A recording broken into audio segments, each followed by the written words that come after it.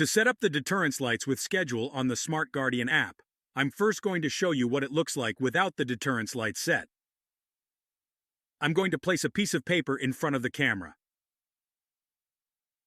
The camera on channel 2. Double-clicking the camera and going into it. You can see that when I put the piece of paper in front of the camera, there are no flashing lights. Now, we are going to set up deterrence so that whenever a motion is detected by the camera, something like what I just did a few seconds ago, the deterrence lights will be activated. Click on the profile icon at the top left of the screen, and from there, we go to Remote Settings. From Remote Settings, we click on the particular device needed. We want to set this deterrence feature on the only available device here, which is the NVR. And from the NVR, click on Alarm.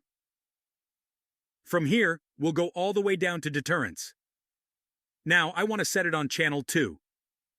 As you will see soon, only some cameras are equipped with this deterrence light feature. If a camera is live, but you don't see it here, it means that camera isn't equipped with deterrence lights.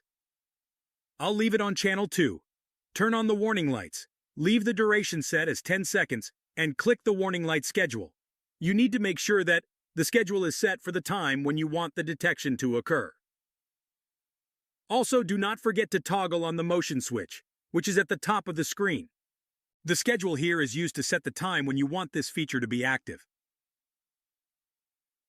Say you need it active during the night. When you're asleep, you can set it between 10 p.m. to 6 a.m., depending on your schedule.